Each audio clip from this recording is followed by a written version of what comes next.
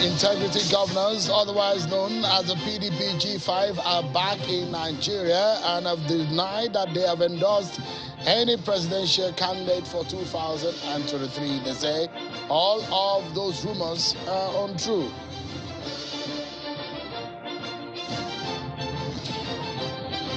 And the 2023 budget and some of the controversies get us talking tonight. We now know that the president may be signing it early next year. Some lawmakers and Nigerians are raising eyebrows over some issues related to executive expenditures. We'll find out the details of those tonight.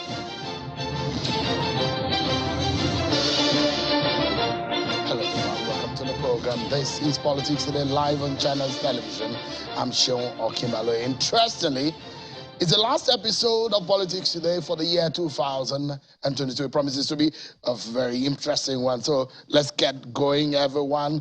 What we are anticipating, what we have discussed mostly on the program is the 2023 election, and it is now 56 days away to the election. So Nigerians are hoping to get the opportunity to be able to elect a new president in 2023, which the election is just a few days away. Interesting how time has just run by. 56 days to the election. Nigeria decides we're counting down. Count with me, Nigerians, and let's look forward to that day. Get your permanent voter cards, and that's your ticket to be able to vote in that election.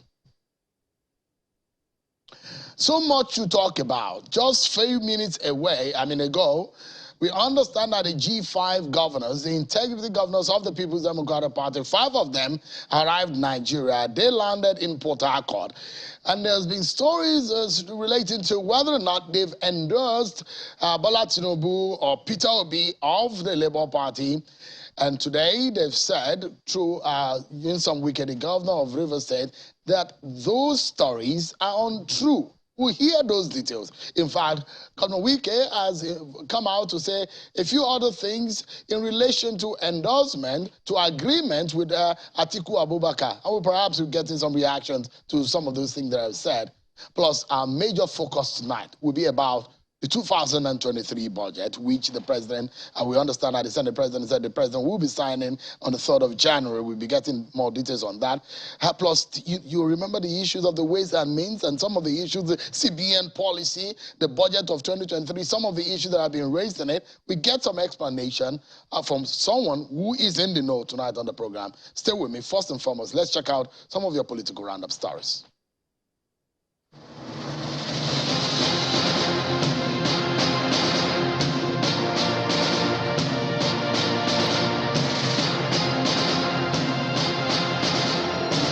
The governor of Ekiti State, Mr. Biodun Oyebanje, has hailed the judgment of the Ekiti State Governorship Petition Tribunal, reaffirming his election as governor of the state. Mr. Oyebanje will describe the ruling of the tribunal as a landmark judgment, thank the judiciary for living up to its reputation as the bastion of democracy. It's a validation of what they did during the election, and I thank the judiciary for upholding our victory. The Ogun State Resident Electoral Commissioner Niyi Jalaye has appealed to residents of the state to seize the ongoing window of opportunity to approach the nearest independent National Electoral Commission office in their local areas and collect their permanent voter card. He made the appeal in Abeokuta, the state capital, while reacting to progress made so far in the collection of the voter cards, saying that out of the 538,000 cards available for collection, only 90,000 have been collected so far. Just about 1/5 has been collected. So we are imploring the good people of the states to please go out to our local government offices and pick their PVCs. The Kwara State Governor Abdurrahman Abdurrazak has again expressed confidence in winning the next election, just as he charges members of the party to embark on aggressive campaigning based on his achievement. The governor expressed the confidence at the launching of a campaign council of the APC senatorial candidate of Kwara Central, Saliu Mustafa, where the candidate also promised to propose laws that will improve the economic well-being of the people if elected. You are special people. You are special. in your commitment, in your dedication, in your ability to work. That's why you're all chosen. Several groups under the auspices of Arewa Decide 2023 have embarked on solidarity road walk in Katsina State in support of PDP presidential candidate Alhaji Atiku Abubakar and his running mate Dr. Ifeanyi Okowa. The road walk, which kick-started from Liafa Junction along Katsina Ring Road, ended at the Katsina PDP headquarters, where over 74 groups participated in the rally. As the 2023 election continues to gather momentum, the support group under the auspices of the Tinubu Shetima Network has inaugurated its national and state zonal officers for election monitoring and sensitization for voters across the country. The chairman of the committee, Mr. Kailani Mohammed, says the committee inaugurated to educate people at the grassroots on election, against violence during the election, and ensure the success of the APC in the election. And in Osun State, a member of the Tinubu Shetima Presidential Campaign Council, Mr. Adeboye Adebayo, says the presidential candidate of the All Progressives Congress, Bola Tinubu, will leverage on his intellectual capability to lead Nigeria to the greater height if elected as president. Addressing journalists in Osogbo, Mr. Adebayo notes that Tinubu's presidential ambition is driven by his patriotic nature and the zeal he has for a greater Nigeria, as he urges the people of Osun State to vote for APC in the 2023 presidential election. The Imo State Governor, Senator Hope Uzodinma, signed into law the budget for the 2023 fiscal year after being passed by the Imo State House of Assembly. Speaking after the signing ceremony at the Government House in Owerri, the Imo State capital, the governor says the speedy passage of the 2023 budget by the lawmakers is commendable, as it will go a long way to achieve the objectives of his shared prosperity agenda. It's meant to bring rapid development to Imo State. It is my hope, having been signed into law, that the expected impact will be realized within record time.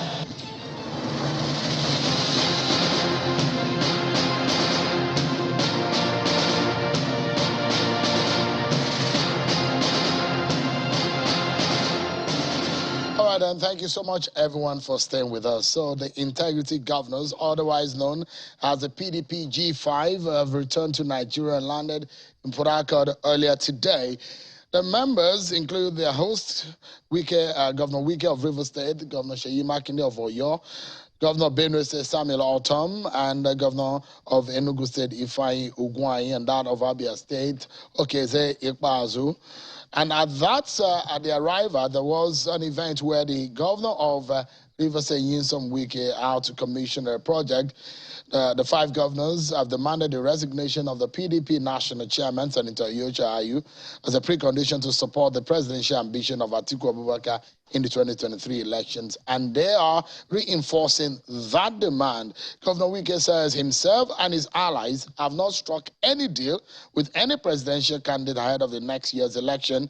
It have also waved off the report describing all those reports of endorsement of any presidential candidate as untrue. Take a listen to Governor Wike.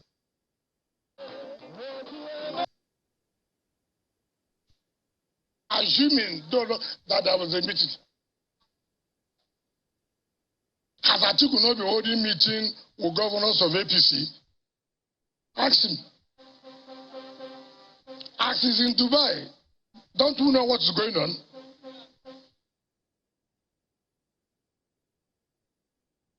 So why do you bother about us?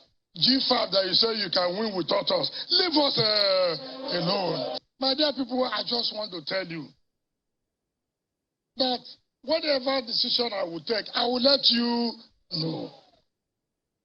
And I cannot take any decision without taking advice from you. Is it not? Is it not?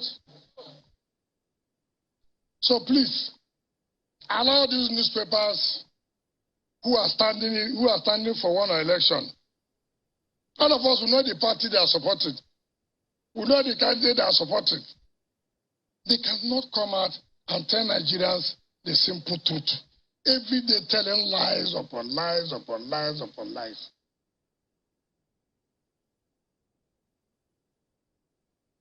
I'm not one who will go and see somebody and I will hide. Hide for who? Who is that person that will threaten me? He said he will sack me. Go ahead. I'm not worried. You that is sacking, you are worried. Me that will be sacked, am I worried? Try and see how you will survive it.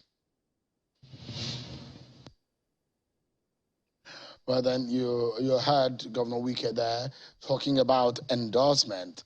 The governor also accused Atiku Abubakar of holding secret meetings with governors of the ruling APC and failing to keep to his promise of not having the PDP presidential candidate and the party's chairman from the same region. Take a listen to that.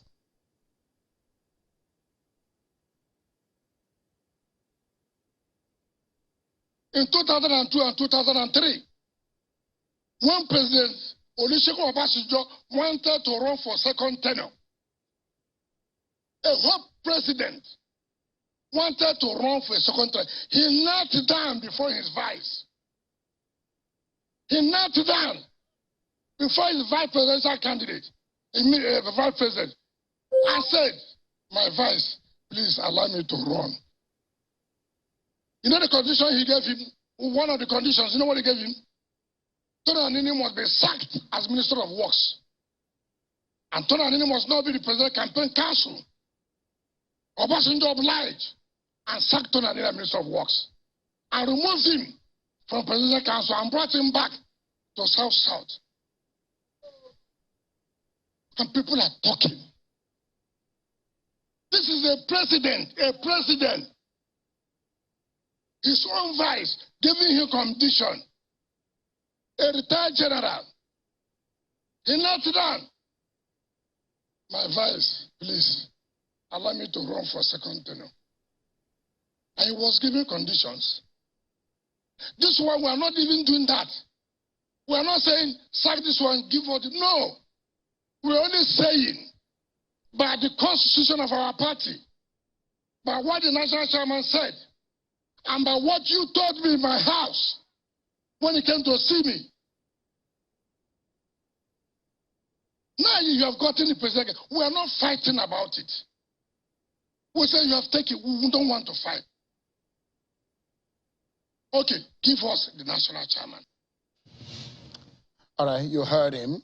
Governor Nyesom Wike, it does look to me that nothing really has changed as far as the internal affairs of the PDP is concerned, and we're just 56 days away. Let's get some reactions based on what Governor Wike said. So from the other side tonight, I'm being joined by Dr. Pedro Obaseki, is the Director of Research and Strategy of the PDP Presidential Campaign Council. He joins us virtually. Thank you so much, Mr. Obaseki, for joining us tonight. Give us an understanding. It does look like there is still fire on the mountain. First and foremost, the endorsement, as rumored, is not clear. I mean, well, it's clear as far as the G5 governor. They said they have not endorsed anyone. But from your side, how do you receive this news?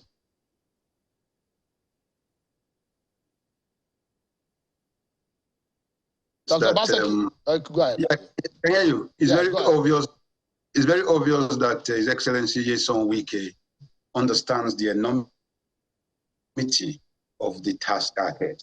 And I truly believe that it will be foolhardy for any of them, any of the five of them, to endorse any other candidate outside of Atiku Abubakar for president of Nigeria.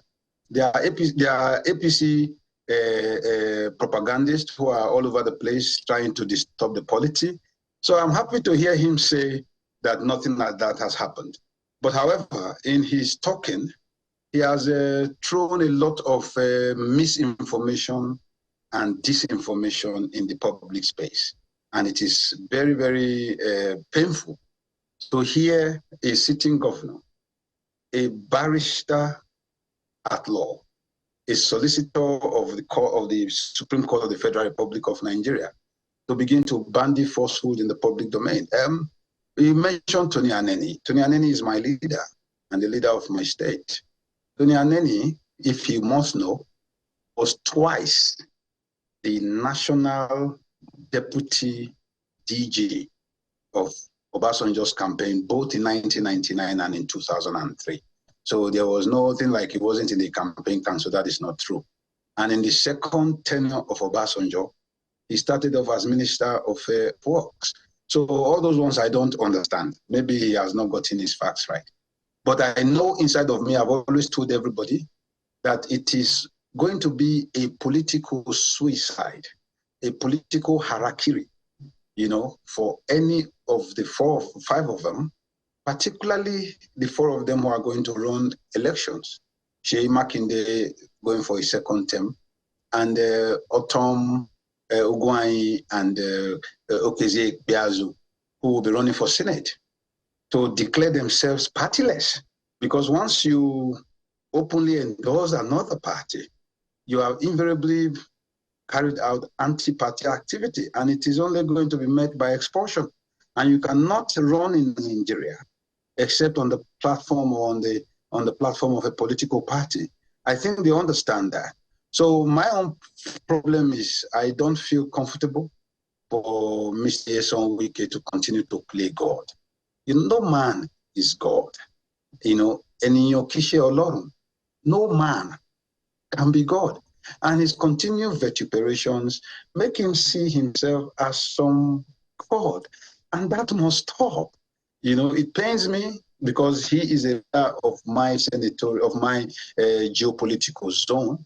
He's someone who has contributed to this party, but no man is God. When everybody is going Take it quickly, Dr. Obaseki, we do not have so much time on this particular topic. Now, in the event that these 5 governors, because you don't know their minds, you don't know what they have agreed within their ranks to do, if these 5 governors decide not to work, because already they've said they are not going to partake in the campaign, they've started ab initio in the campaign of Atiku Abubakar. But if they openly endorse another president, how hurtful would that be for the Atiku Abubakar campaign agenda or his ambition to becoming president? I think if they openly endorse any other candidate, it will be more hurtful to themselves, particularly the 4 of them. Whatever they are doing now, it cannot be worse. We've been going on, we've been trudging on in spite of all the 5 of them. The 5 of them have distorted the polity to such a humongous extent. So there is nothing there's no gainsaying the fact that it is necessary for all of us to be in one camp. If, for example, that does not happen, nobody that says... About what the effect on them, I'm asking what effect does it have? Because when we talk about political structure, Dr. Obaseki, we're talking about what the stronghold of each political party is. And the question I've always been thrown to Labour Party, that you do not have any state that you control under your party. Now, if out of the state that PDP controls, 5 of them decide not to work with your principal in the campaign or towards the February 25 election, how awful will it be? Will it be awful? Do you guys recognize whether or not they have weight enough to affect the ambition of Atiku Abubakar? I have made it very clear. The fact that they have been doing this so far has hurt us. And we have weathered the storm so far. So they can't do worse than this. That is what I'm saying. They can only better our campaign by joining the campaign.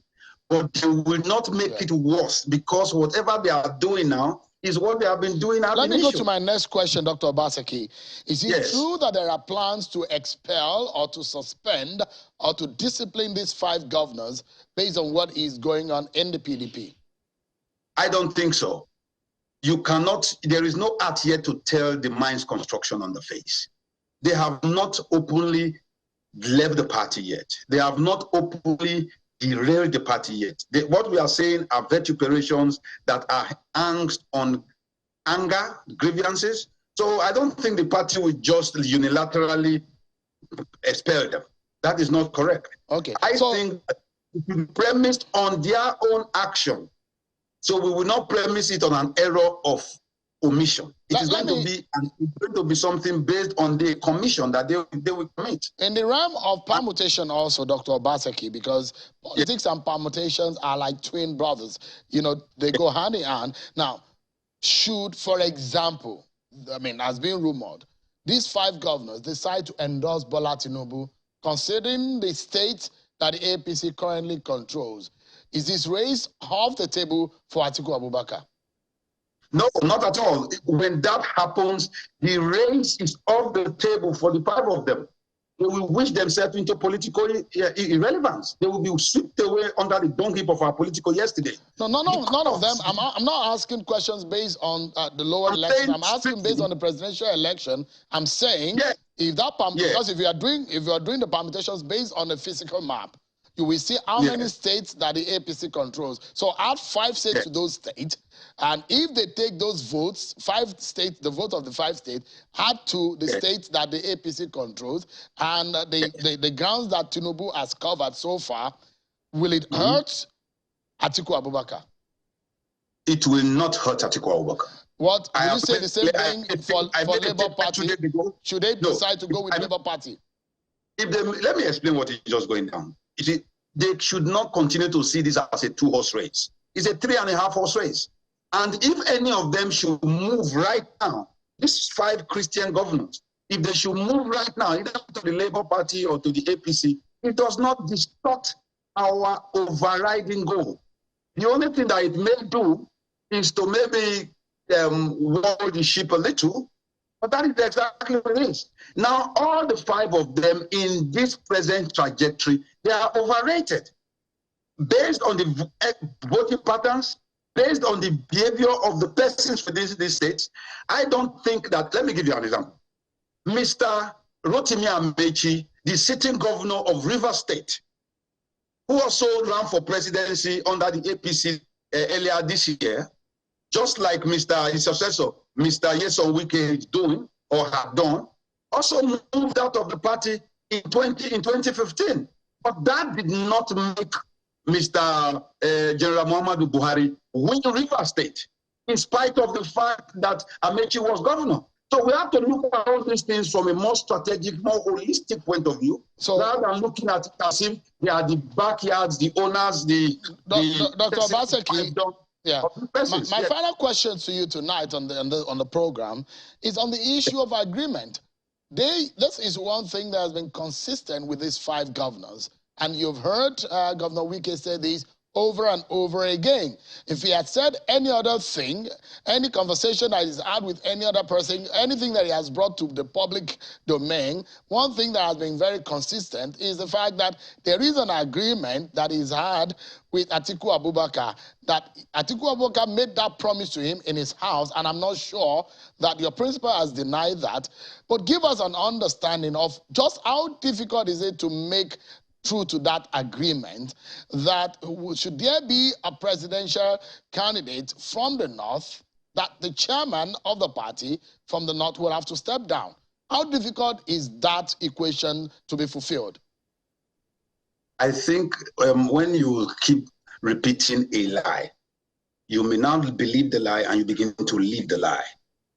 On the Monday, after the presidential primaries, Pedro, I was in the entourage. I was the chairman of the media committee for Atiku's primary. And except that meeting was held outside of that meeting on the June, I think it was June 2nd or June 3rd, that this was held. It was on a Monday, June 30th, May 30th. Now, let me make this very clear. Mr. Nyesom Wike has been saying this all over and over again. Even in the interview he had with you, in his 3 of you, yourself, and I think Benga, one other person, he's made this thing again clear. And I keep telling people, why is this man trying to change the narrative? The constitution of the party, which he insisted, due to the Ekweremadu report of 2018, insisted that if we have to remove the chairman or any other person whatsoever, he will be replaced by somebody from the same region.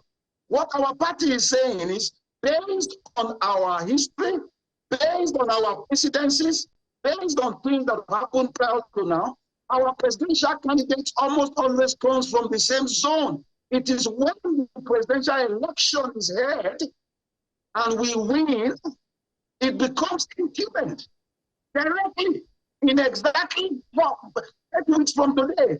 If Atiku is declared winner on the 25th of February, it is incumbent on Dr. Iyocha withdraw from his position and we will hold, even if it's a mini convention, and a new chairman from the South will be installed or instead. Dr. Obaseki, that's the position of the party. Dr. Obaseki, and the position of the law.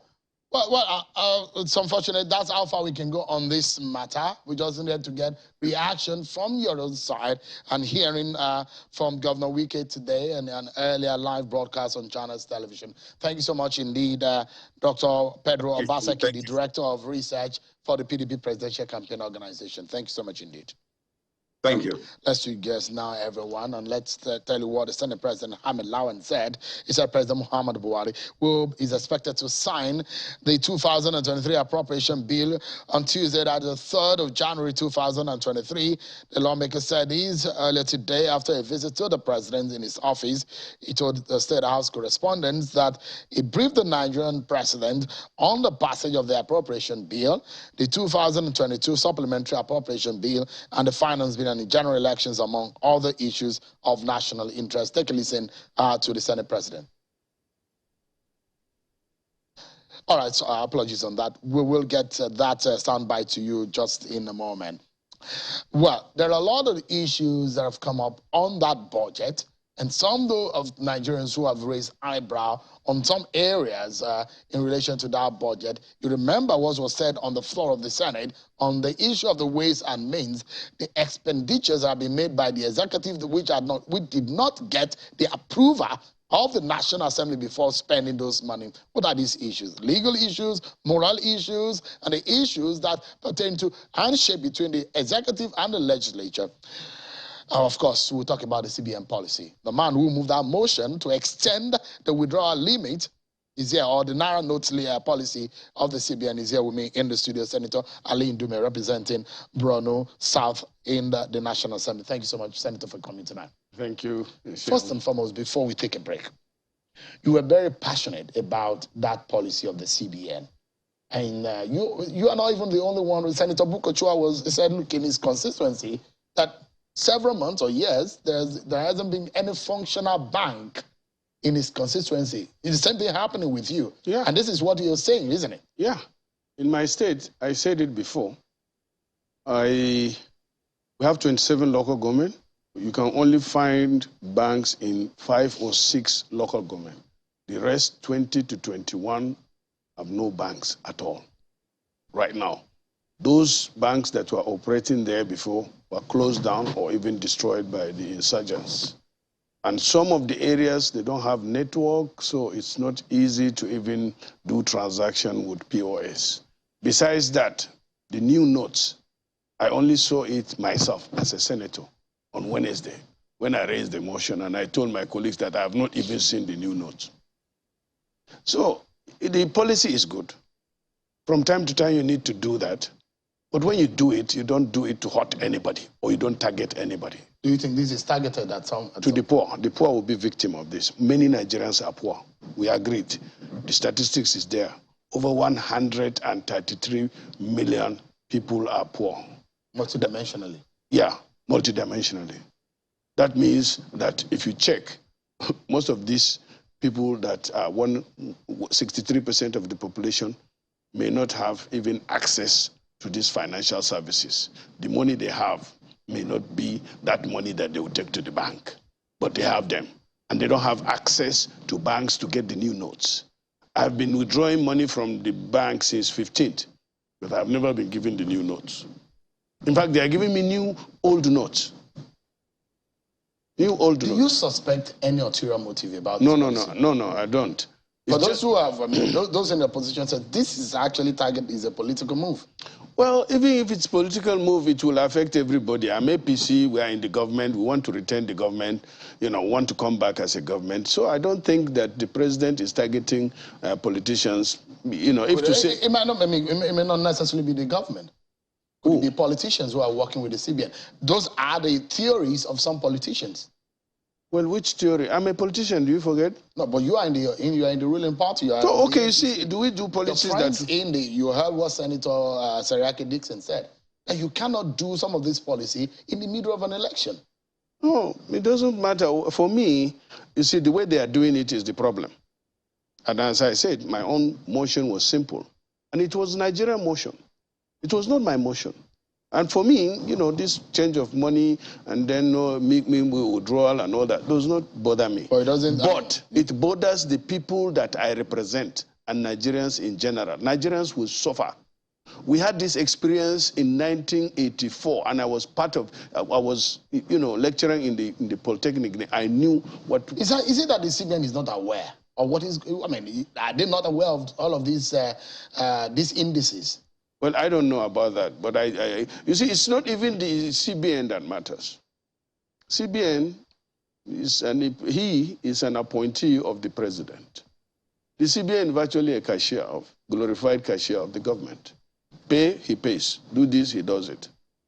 So the truth of the matter is that the president must be must be made to understand that majority of Nigerians that are poor or middle income will be the victim, especially in the north, where we don't have banks and where our people move from market to market with raw cash, with no banks. So another theory is that is to stop some of you politicians from doing vote buying.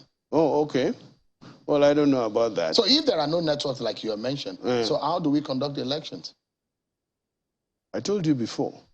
We did election before without these networks. We did 2 elections. 2015, we did our election in the camp. There was, insurgents drove us away from 22 local government.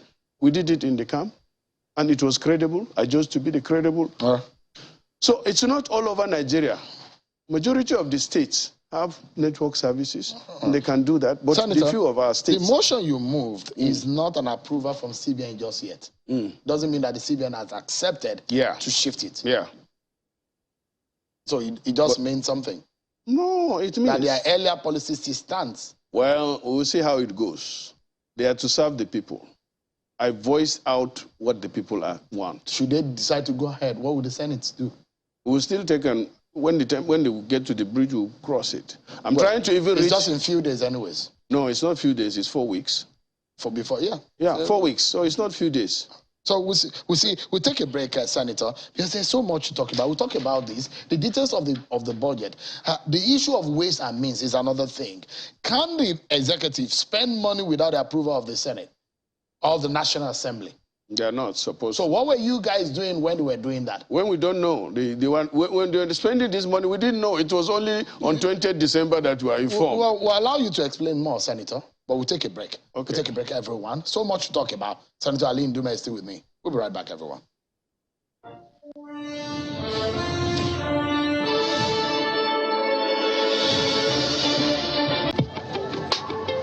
This is what they call 21st century.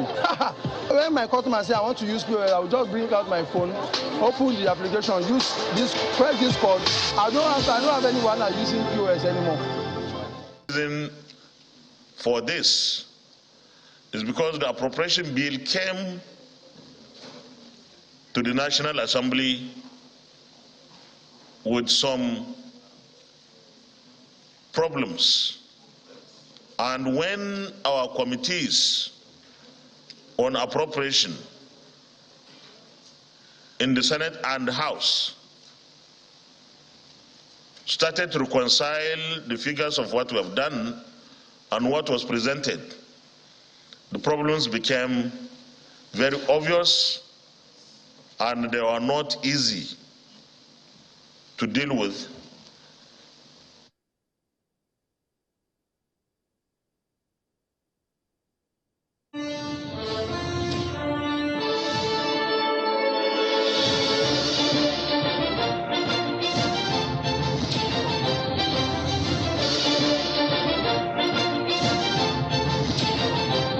Thank you so much, everyone, for staying with us. Senator Ali Ndume, the senator representing Borno South in the National Assembly, and is also the chair of the Senate Committee on the Army. Thank you so much indeed for coming. The matter which I was asking, how come you and your colleagues were raising the eyebrow only when the deed has been done? You guys were not happy that those monies have been spent, and before approval is now being sought in the National Assembly. We didn't know. We only knew on 20th December when Mr. President wrote to the Senate asking us to approve the 22 point something trillion that was spent from the CBN through the Ways and Means.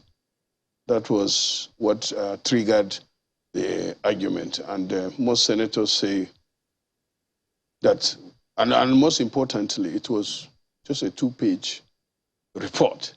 There were no details as to what the money was used for.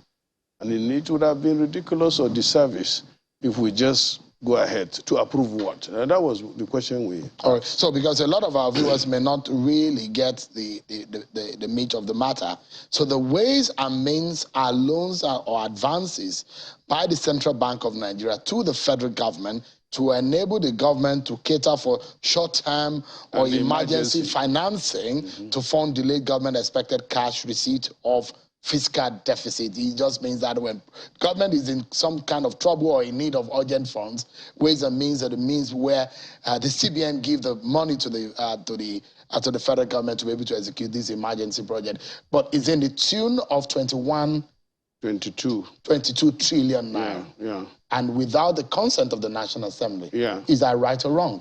It's wrong. It's wrong. And this thing has been going on even before Buhari became the president.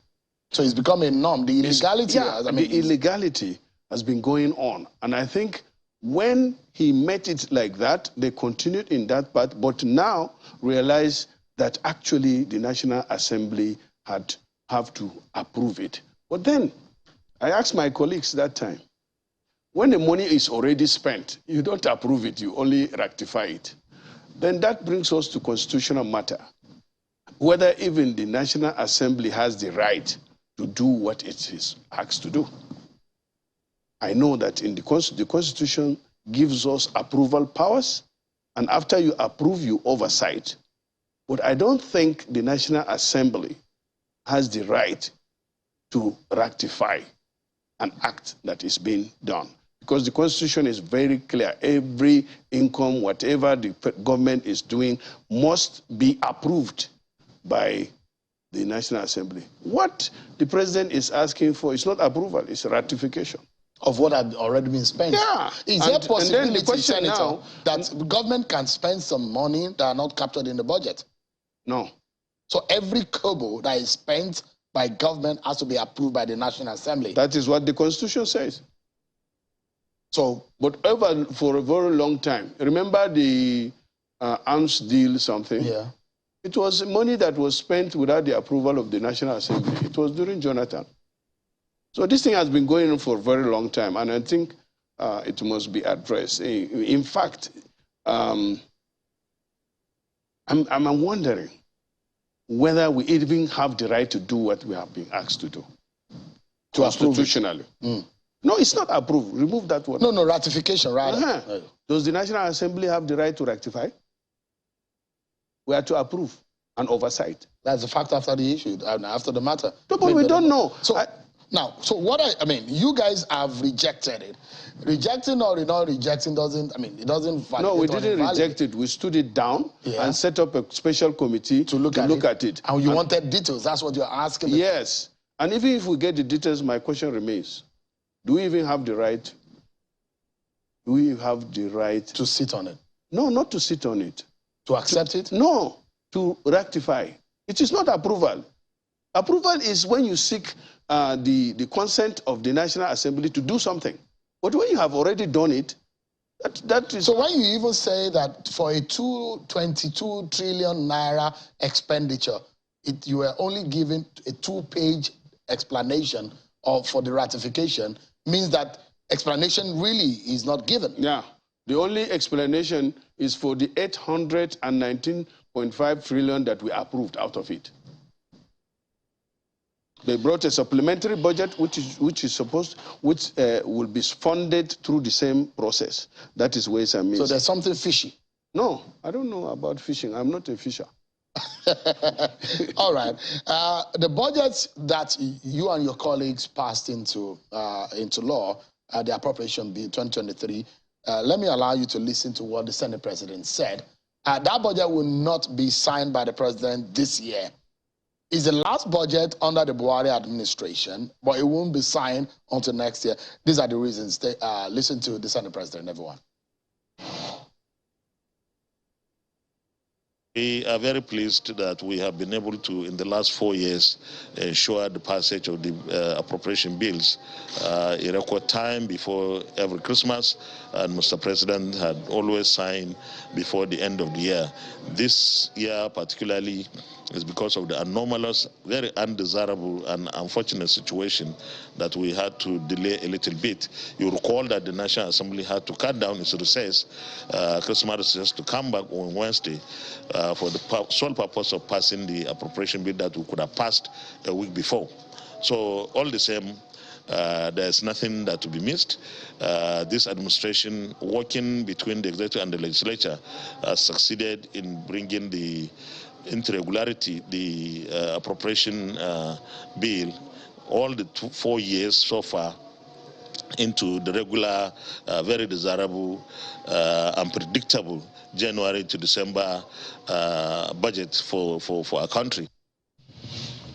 You heard it. So, what do you have to say to that? Nothing. You see, I think my position is almost like very clear now to Nigerians. Yeah, we kept our agreement on our part, and that is, returning Nigeria into the budget cycle of January to December. But we just passed an extension of the time to implement the budget. That means that the budget will be implemented, even passed within the time framework. It will be implemented in 15 months instead of 12 months. You pass the budget timely, but the implementation is delayed. We had to now extend the budget by 90 days.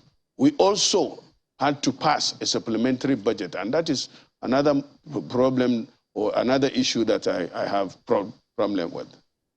With the supplementary budget? Yes. What's the problem with that? The supplementary budget is important, but I said it in my contribution, that how can you bring supplementary budget 3 days to the end of the year? That day was the day we extended the budget by 90 days. How realistic is it going to be to now implement the 819.5 trillion or billion budget in 90 days? Knowing the fact that due process must be followed and the money will have to be borrowed, even though it's going to be within, but even the documentation and all that cannot be completed. So I raised the matter and I said, why don't we put that 819 billion in the 2023 budget, which we passed on that day, or it was a Wednesday. But as usual, I can have my say, but the Senate had its way. Now, if you look at it, out of the, because the budget presented by the president was 20.51 trillion, you and your colleagues increased it to 21 trillion. That's an additional almost 2 trillion that was added to the budget. 1.3. Yeah, now, so if you look at it, out of that, 6.6 trillion naira is for debt servicing. Are you worried about that? Yeah, very worried. Increasingly, we are having to service debt with a huge percentage of the budget. I have said it before, I'm worried about it. There's the need to address that. There's the need to look at it. There's the need to call in Nigerian financial experts, which we have many, to advise the government and to do something about it. But I'm more worried about the recurrent expenditure of 8-point-something trillion. I said it even when the president presented the budget. I don't understand it up to now. Why would Nigeria be spending 8.3 on recurrent expenditure? And that recurrent expenditure means the money that is being used to pay public servants. That's almost 45% of the entire budget. It's too much. It's but so what much. Can it's we even more than... Is there anything that we can do to salvage that situation? Yeah, we have to look at it in-depthly. But you have never done that. We didn't even have the time. This budget was rushed. You don't rush budget. I mean, what sense does it make that, oh, you have returned us into January, December, and then you don't even implement the budget? You have to expend it 3 days by 3 months or even more than that. And then you have some figures, funny figures in the budget, and questions are, when asked, are not properly answered. And then you say, okay, let's pass the budget. Let's pass the budget before. We came on Wednesday, you know, looked at the budget, passed it, and then came to the same day, you know, adopt the budget.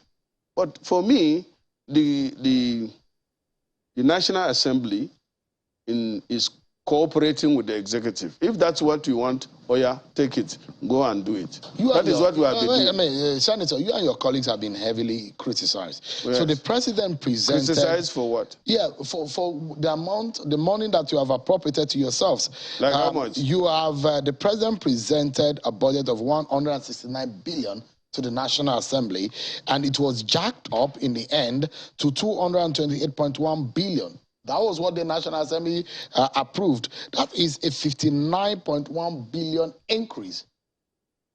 Is that fair? I don't know, it's you to judge it, but the details are there. My own is, I ask you, out of that 200 and something, it's 30 billion that is for Senate. The rest, the details is there.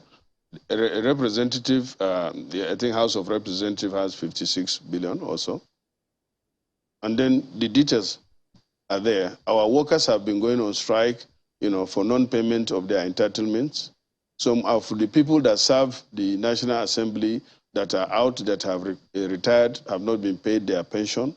It's only fair that that is captured in the budget, and that was what happened. But what is exactly going to the House of Representatives and the Senate have even actually gone down, because we are used to budgeting 100 billion or slightly over. But this time around, Senate have 56, and I mean 30, about 30 billion, and the House of Rep has 56. If you put that together, it's 86 or thereabouts. But Senator, I mean, if you're spending this amount of money and incrementally every budget year, there is an increase from 125 billion to 128 billion. It went to 134 billion.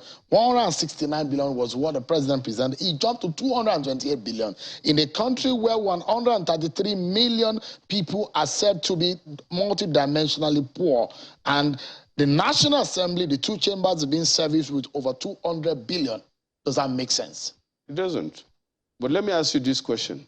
You are now, because you are privileged to be talking to Ndume directly, and my friend, you keep on asking me, you are taking, I told you now that it's 30 billion that is going to the Senate. That is, I'm a member. And I'm telling you that the recurrent expenditure to less than 1 million workers, or maybe at most 2 million, is increasing, has been increasing from 4.5 trillion to now 8.3 trillion, and you're not questioning that. I'm saying are you doing your job? There's a systemic problem. I'm doing my job, that's what I'm asking you. Senator. Why don't you ask the Because public? you sit there in the National Assembly. If things are not right, we need to fix it. As a citizen of Nigeria, you have the privilege in being the National Assembly.